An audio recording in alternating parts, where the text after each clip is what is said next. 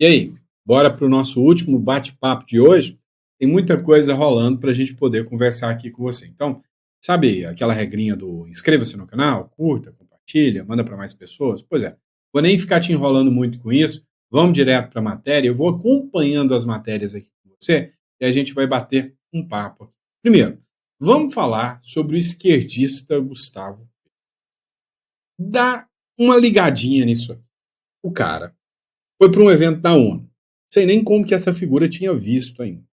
Chegando lá, a figura pega o microfone, o headphone, sabe nem falar um inglês que presta, né?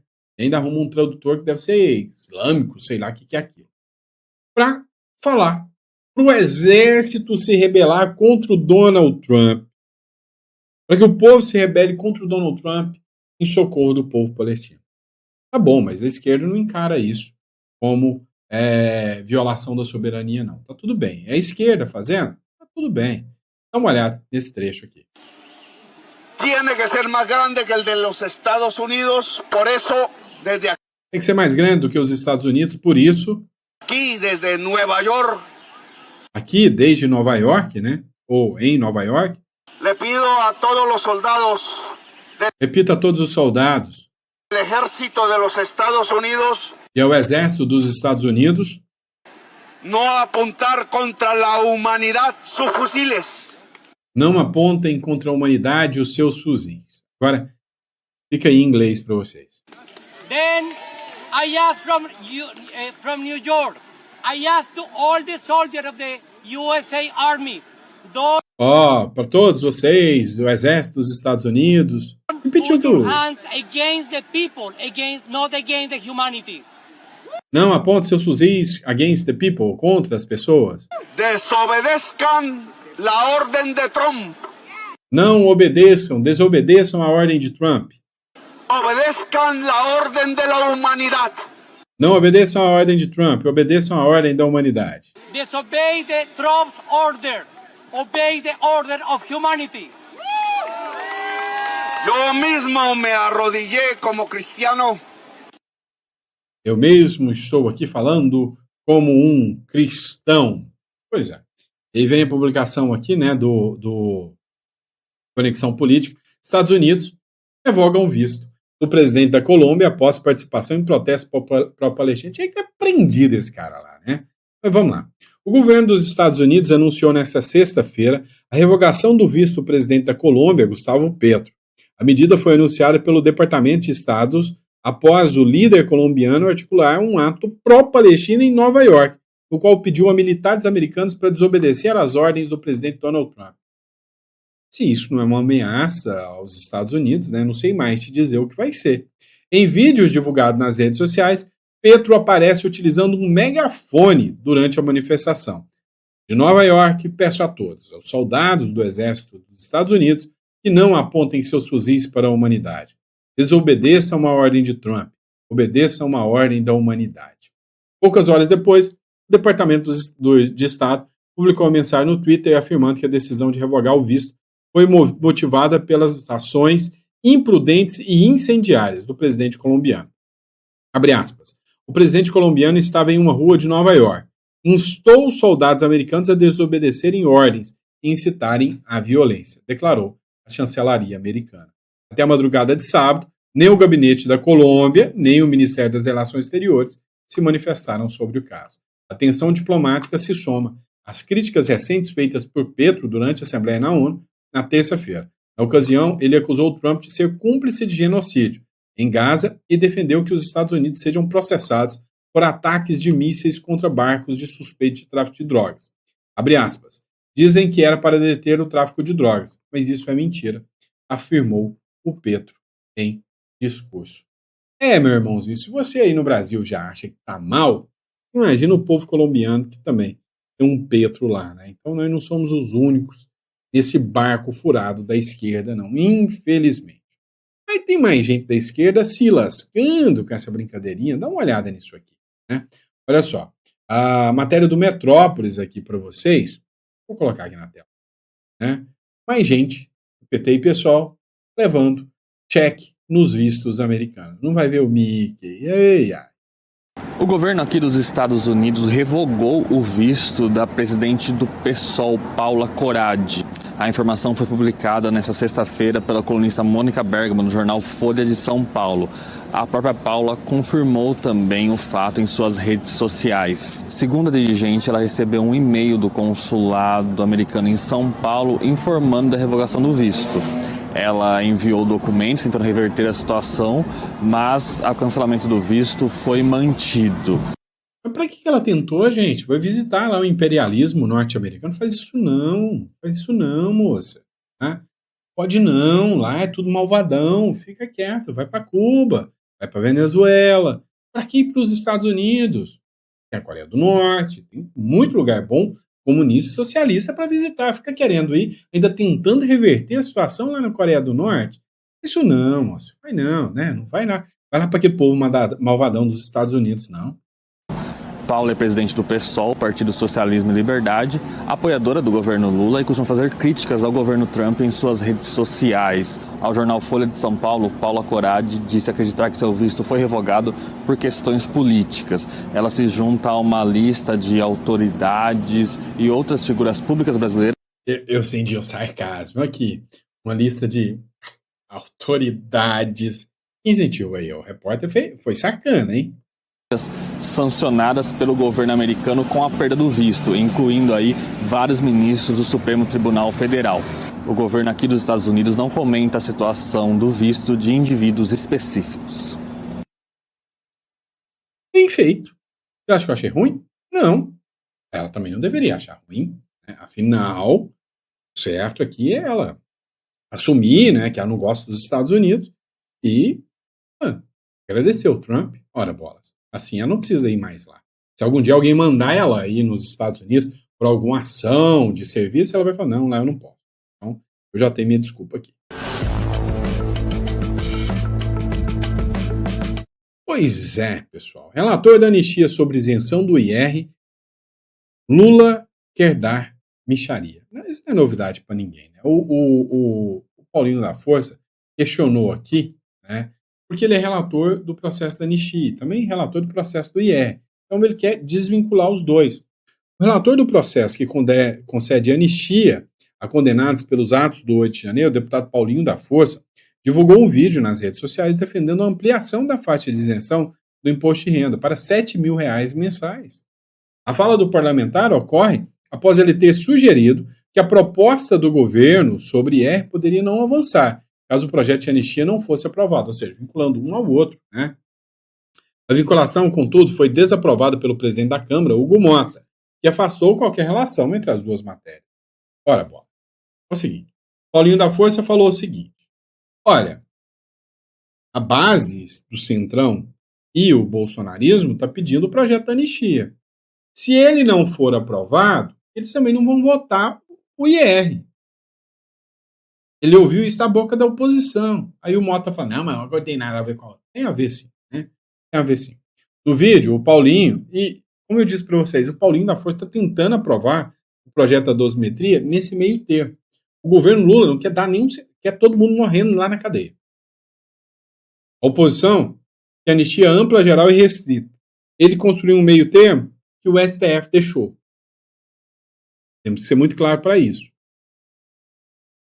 E aí, né, a briga está acontecendo lá dentro.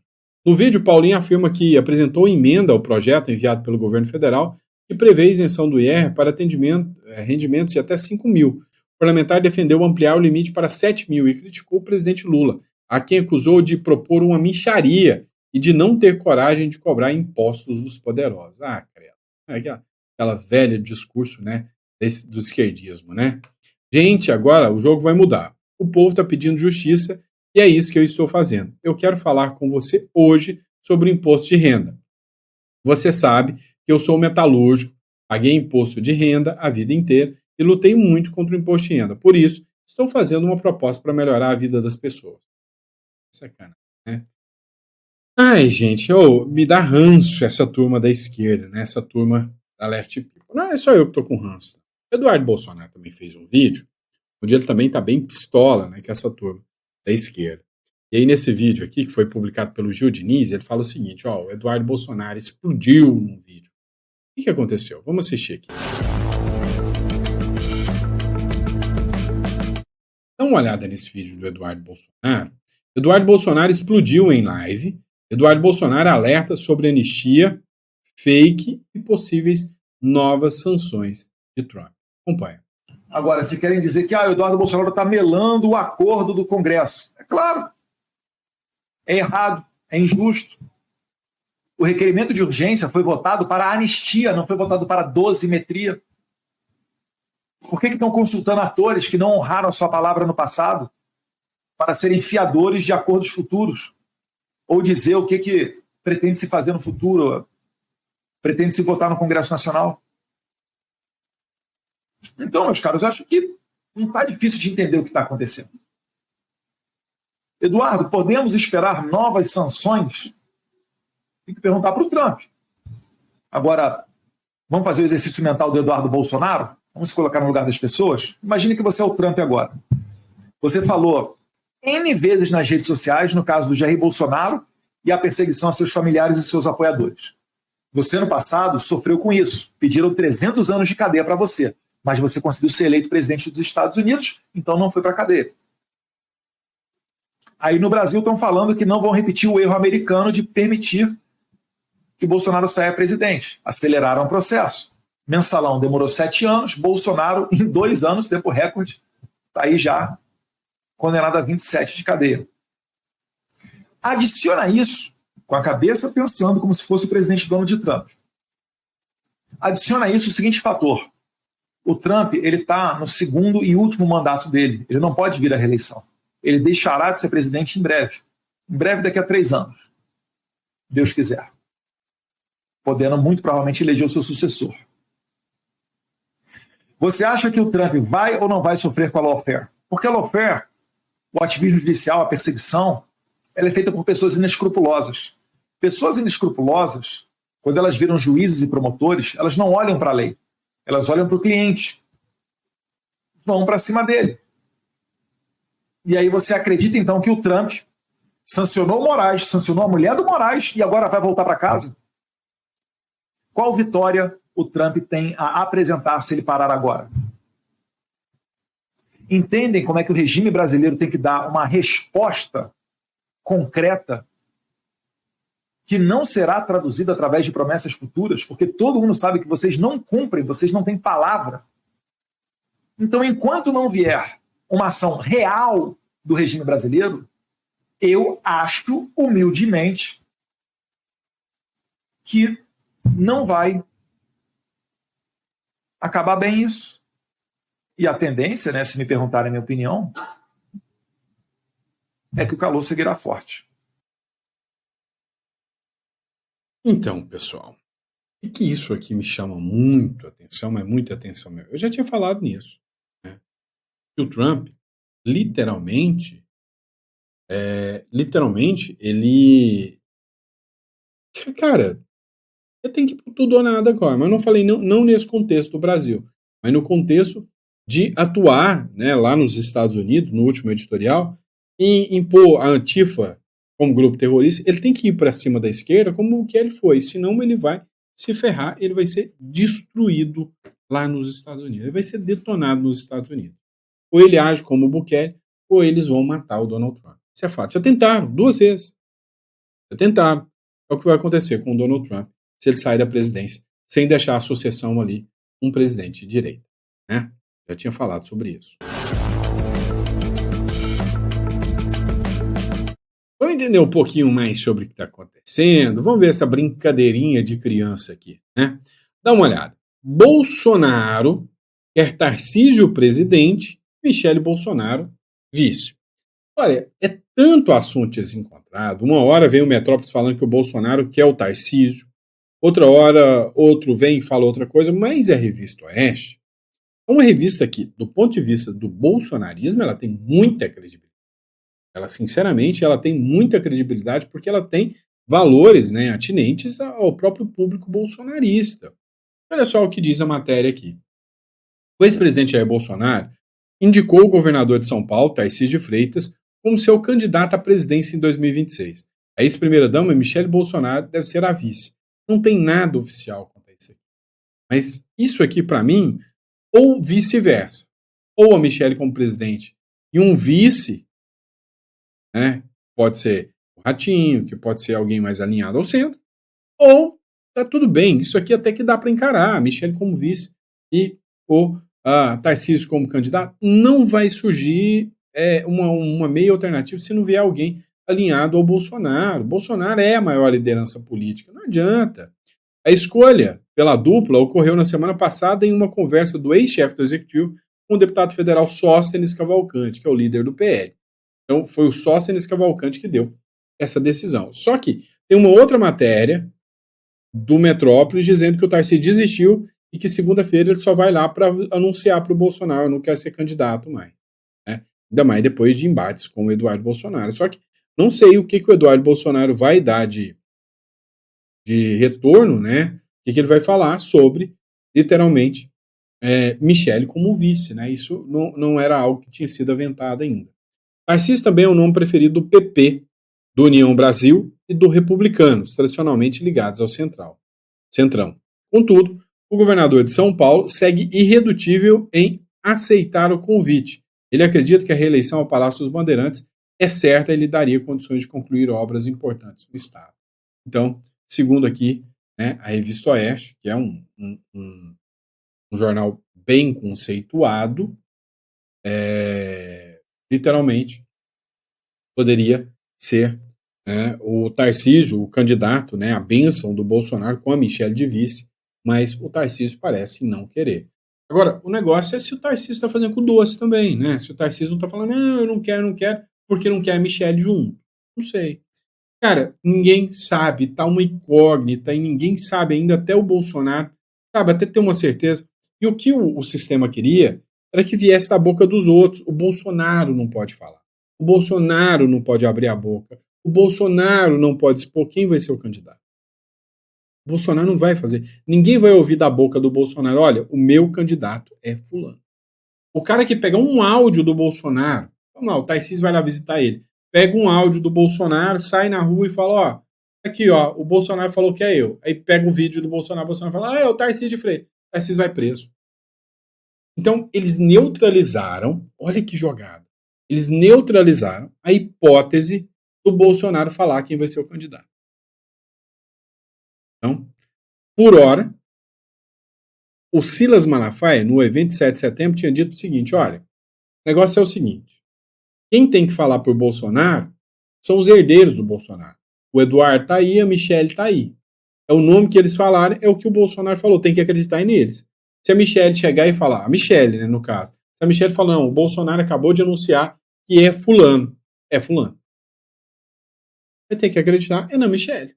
Não no Sóstenes, não no Costa Neto, é a Michelle. Pronto, simples assim. O sistema é muito foda, né, meu irmão? Vamos ser sinceros. Olha só essa matéria aqui. O Nicolas Ferreira deu uma entrevista no jornal Metrópolis sobre passar a bola num processo que estava na mão do Nicolas Ferreira. Dá uma olhada no que ele falou aqui nessa entrevista ao Paulo Capelli. E foi me oferecido essa relatoria e eu já estava trabalhando nesse texto, mas de primeira mão aqui, já deixo para cada um de vocês que essa semana estive com o capitão Derrite, que é o secretário de Segurança Pública de São Paulo. Ele me pediu esse projeto e eu, de forma bastante respeitosa e nobre, cedi essa relatoria para ele. É uma pessoa que já trabalha, né, contra o crime organizado há anos, e eu não tenho dúvidas que está em boas mãos. Da mesma forma, o delegado Ramagem, que também vem trabalhando e muito nesse texto, nessa relatoria.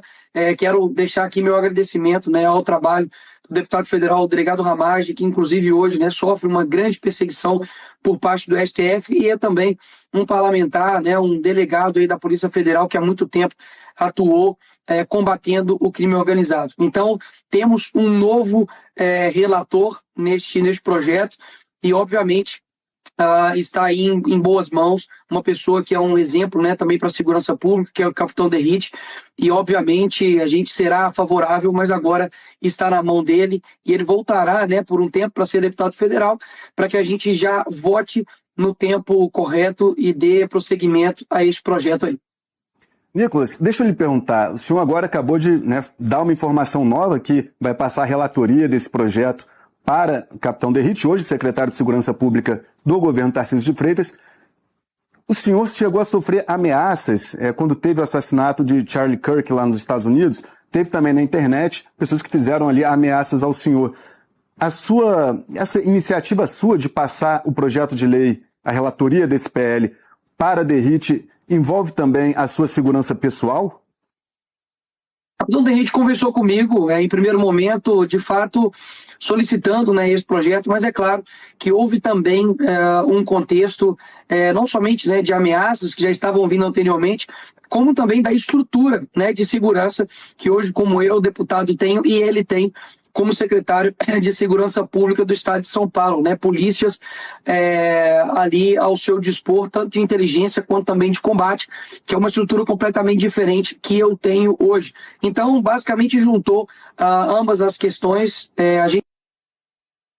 Pois é, pessoal. E assim, eu acho que eu, no lugar do Nicolas, não faria diferente de forma alguma. Tá certíssimo, Nicolas. Tá certíssimo, Nicolas.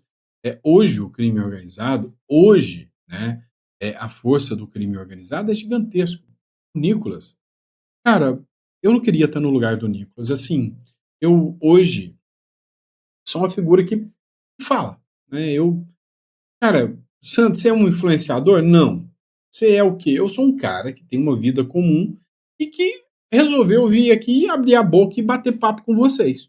E o negócio acabou ganhando proporções. Hoje a gente já está quase batendo 2 milhões de seguidores, mas porque há uma sinergia, né? Mas eu não sou nada, nem ninguém na política, como o Nicolas Ferreira. E eu já tenho medo, eu já sofro ameaças. Agora, você imagina o Nicolas. Você imagina o inferno que é a vida desse cara. Vocês entendem? Agora, jogam, entre nós, jogaram um processo de relatoria do PCC, determinando que o PCC seja considerado como organização terrorista no colo do Nicolas Ferreira. Eu acho que é pra quê? Cara, tá certinho, Nicolas. Parabéns do Derrite. O Derrite ganhou mais meu respeito e vai ganhar visibilidade, vai virar governador de São Paulo ou senador, certeza, mas ganhou mais meu respeito. Nicolas, você tá na mira, cara. Você tá na mira, você vai morrer se você fazer isso aí. E é verdade, todo mundo sabe como o sistema funciona. Como que o sistema funciona.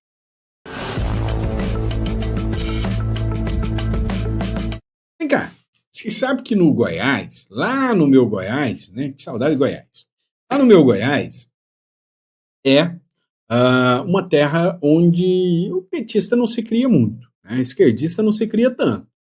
Considerado hoje um dos estados mais direitistas do Brasil. Vocês estão ligados nisso, né? Não é à toa que a gente tem muita história para contar com vocês. Agora, tem um detalhe interessante. Esse cara aqui é o CEO de um grande frigorífico do estado de Goiás.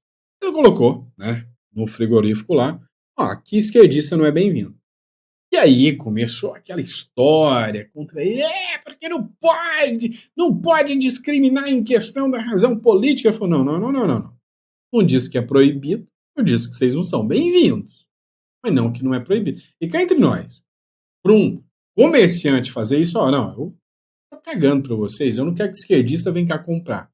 Ele tá perdendo consumidor, se você me entende, né? E mesmo assim ele opta em fazer isso. Já viu muito bar aí postando, aqui não entra Bolsonaro, e o Ministério Público não fez nada, não atuou nada.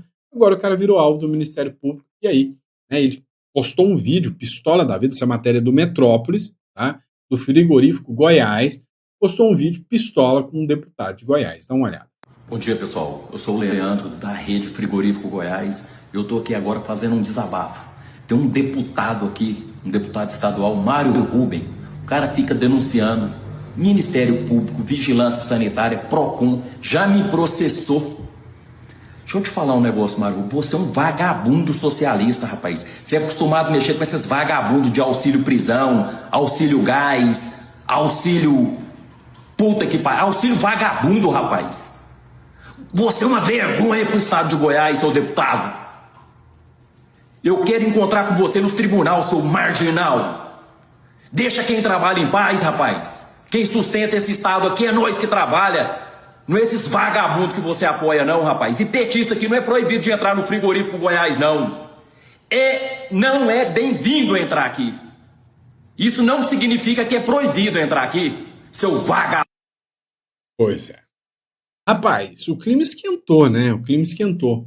Agora, vem cá.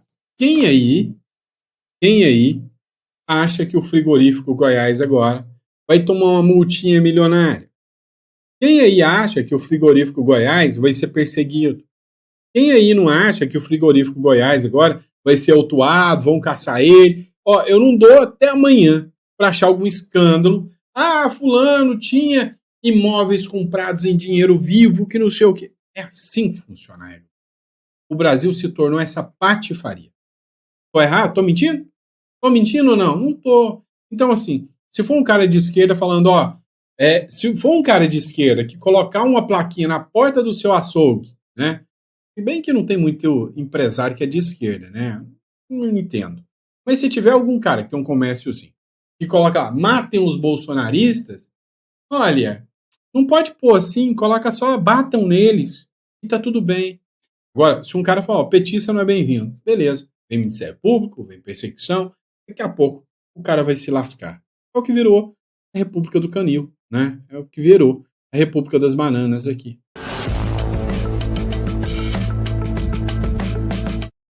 Escuta, quem acha que o Brasil sabe administrar as coisas, né?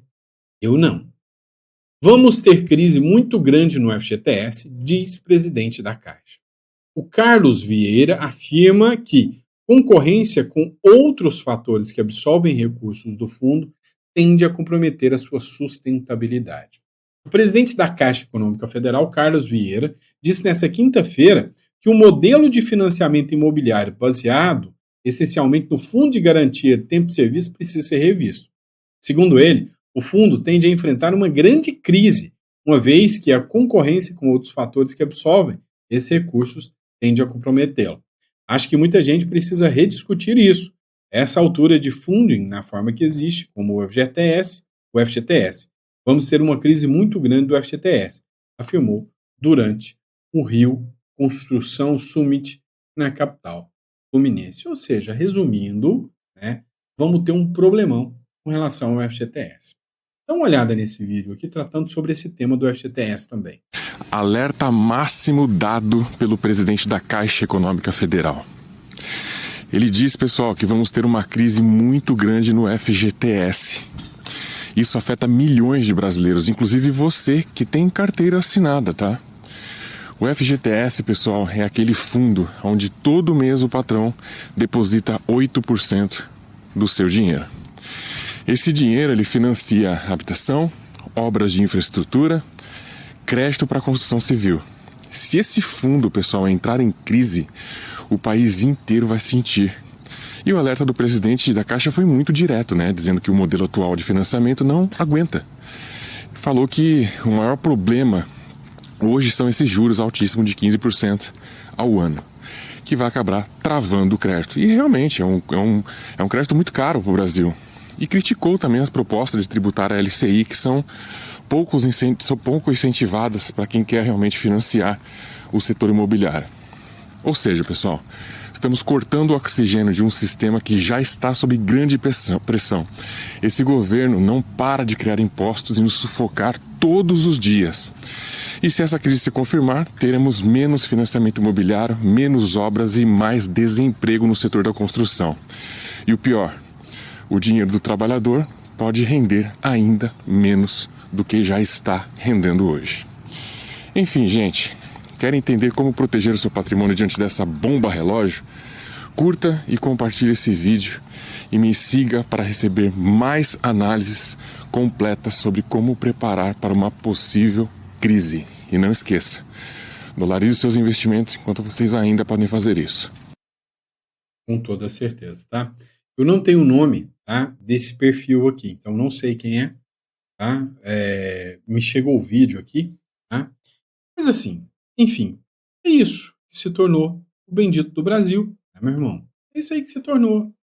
Então, a realidade nua crua é que o Brasil ele está mal gerido, está mal administrado. Hoje o problema do Brasil é o Bolsonaro, o problema do Brasil é a liberdade do Bolsonaro, os tribunais só pensam em liberdade do Bolsonaro, os tribunais só pensam em condenar o Bolsonaro, é o que se tornou o Brasil. Ir atrás, né, dos opositores, é isso que virou o Brasil. Então, assim, sabe, literalmente, o que sobrou agora, né, o que restou agora,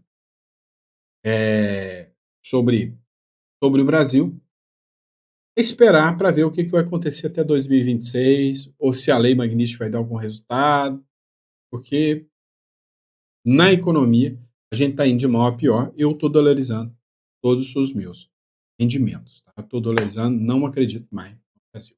Bom, é isso, pessoal. Muito obrigado pela confiança, pela credibilidade e vejo vocês no próximo editorial. Grande abraço e até amanhã cedo.